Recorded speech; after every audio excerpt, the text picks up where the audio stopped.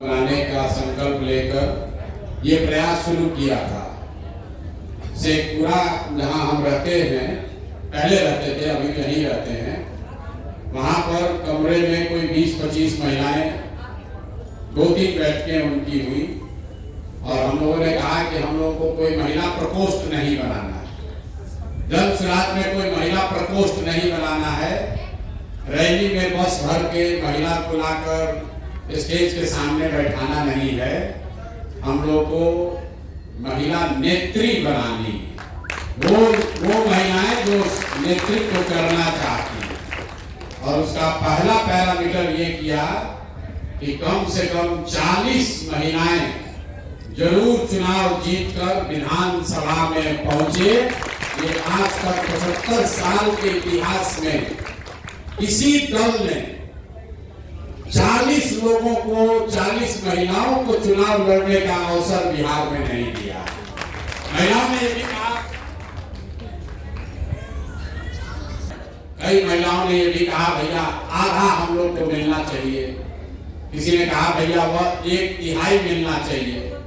लेकिन हमने आपको कहा है कि जो कहा है वो करेंगे। ऐसी बात नहीं करना चाहते हैं जो वादा न निभाया जा सके। तो सबसे बात विचार करके ये तय किया गया कि ज्यादा तो नहीं, लेकिन हर लोकसभा में एक सबसे काबिल महिला साथी को जरूर जन सुराज चुनाव लड़ाएगा। तो 40 हो गया, बिहार में 40 लोकसभा है, लेकिन सिर्फ 40 आदमी के विधायक बनने से तो बात नहीं बनेगी। हर गांव में, घर में महिलाओं के बीच से कुछ सशक्त लोगों को खड़ा होना पड़ेगा। बिहार में जब हम 2 बरस पैदल चले तो सबसे ज्यादा कष्ट में अगर कोई दिखा तो महिलाएं दिखी। अगर आपका बच्चा नहीं पढ़ रहा है तो सबसे ज्यादा दिक्कत आप ही को है। अगर रोजगार नहीं मिल रहा है तो आपके घर के ही बच्चे, आपका भाई, आपका बेटा, पति बाहर जाता है।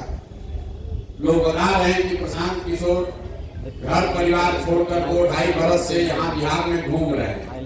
हम अक्सर कहते हैं कि हम तो 2-2.5 बरस से अपना परिवार छोड़ के यहाँ रह रहे हैं। बिहार में ज्यादातर परिवार में स्थिति ये है कि आपकी शादी हुई और आपका पति पलायन कर गया, रोजगार के लिए बाहर चला गया। कोई छठ में घर में शादी विवाह पड़ा, छठ हुआ, दिवाली हुआ तो 10-15 दिन घर आता है, फिर सालों भर बाहर ही उसको रहना। देश के किसी भी हिस्से में सामान्य परिवारों में अगर पति साल भर बाहर रहे तो उसका शादी टूटिए जाना है। ये सिर्फ बिहार में ही संभव है कि महिलाएं 20-20 साल तक अपने पति के साथ उनको नहीं रहना। और लोगों को लगता है तो जीवन की सच्चाई है, भैया कमाना है तो बाहर जाना ही पड़ेगा। ये बहुत बड़ा कष्ट है, कोई इसकी चर्चा नहीं करता है। आपकी शादी हुई और जब तक आपका पति, उसका शरीर थक न जाए, बूढ़ा न हो जाए, तब तक वो बाहर ही कमा रहा है। आपका बच्चा जो जवान है उसको पढ़ने के लिए बाहर ही जाना है। अगर आपके बाबूजी बूढ़े हो गए तो उनको दवा के लिए बाहर ही जाना है। जो पलायन का दंश है ये सबसे बड़ा दंश है। कुछ लोग यहाँ कुछ पैसे वाले लोग बैठे, उनको लगता है कि तो सब गरीब आदमी मजदूर सब जाता है। ऐसी बात नहीं। जो गरीब है उसके घर का पति, उसका बेटा जा रहा है मजदूरी करने। जो थोड़ा बहुत पैसे वाले लोग हैं उनका बच्चा, उनका पति जा रहा है नौकरी करने। लेकिन जा रहा है सबको।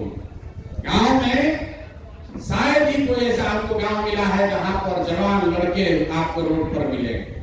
अगर 100 लड़का गांव में है तो 10 से 15-20 को बचा है। चाहे वो पढ़ाई के लिए गया हो, रोजी रोजगार के लिए गया हो, दवाई के लिए गया हो, सबका लड़का बाहर जा रहा है।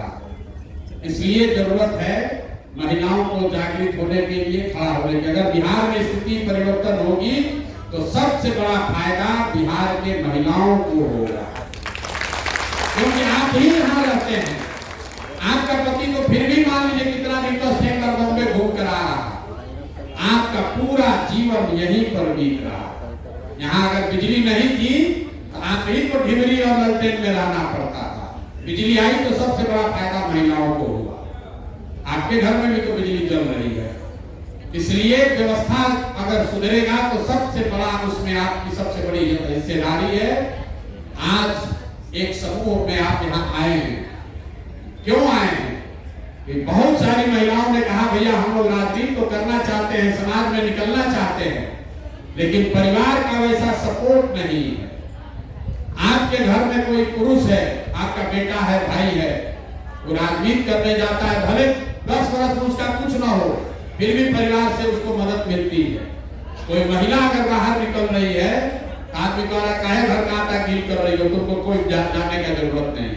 इसलिए हमने आपको ये व्यवस्था बनाई है, अगर आपको राजनीति करनी है तो गाड़ी सुविधा हम आपको देते हैं। गाड़ी से सहेली के यहाँ भी जाइए, रिश्तेदार के यहाँ भी घूमिए, थोड़ा आपको मतलब बेवकूफ भी बनाइए, लेकिन महीना में 10-15 दिन में अगर ठीक से काम कर लीजिएगा तो जनसुराज का भी काम होगा, आपका भी काम होगा और समाज का भी भला होगा।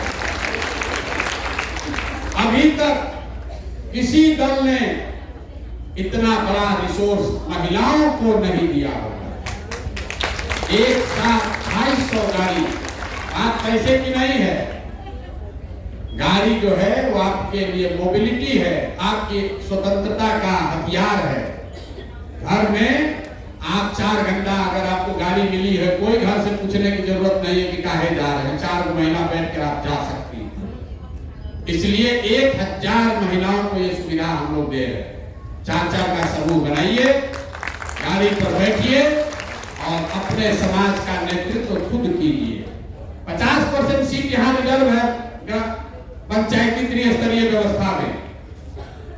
10 में 1-2 मुखिया ही ऐसी है, आप करते भैया हमारा पति नहीं करता, हम करते हैं। 10 में 8 आदमी उसका बेटा और उसका पति ही कर रहा है। जितना नया लड़का है कहता है 2 वर्ष से मुखिया है, उससे तुम्हारा तो उम्र नहीं, हम तो 33 साल के हो, 27 साल का माई है, चलाते तो हम ही नहीं दिया। ये स्थिति बदलना चाहिए और आपको साधन मिले, व्यवस्था मिले, सहयोग मिले। अगर आपके पीछे लोग खड़े हो, हाथ पकड़ लें, आप में से बहुत सारे ऐसे काबिल लोग हैं जो खुद से लड़कर आगे बढ़ सकते हैं। आपको किसी प्रकार की जरूरत नहीं है। आप इस व्यवस्था का लाभ उठाइए। चुनाव में कौन जीतेगा कौन हारेगा भाड़ में जाए, जनसुराज जीते हारे उससे प्रशांत किशोर के जीवन पर कोई फर्क नहीं पड़ने वाला। हम एमएलए बनकर रुपया नहीं हमको कमाना, हमको ठेकेदारी नहीं करना है। सरस्वती का आशीर्वाद है, ऊपर वाले की कृपा है, माँ बाप का आशीर्वाद है, जीवन में किसी चीज की कमी नहीं है। लेकिन ये मौका आपके हाथ में है, इसका सदुपयोग कीजिए। गाड़ी एक पहली शुरुआत है। अगर आपकी क्षमता होगी तो कल जब आप मुखिया का चुनाव लड़ोगे तो अपने खर्चा पर आपको चुनाव लड़ाएंगे, आपको किसी के इस्तेमाल के हाथ नहीं बढ़ाएंगे। अगर आप में क्षमता होगी तो आप सरपंच बनिए, मुखिया बनिए, जिला पार्षद बनिए, विधायक बनिए। आपको अपने घर वालों से पैसा मांगने की जरूरत नहीं है। आपका भाई, आपका बेटा इतना काम तो होना चाहिए ना भाई, होना चाहिए ना।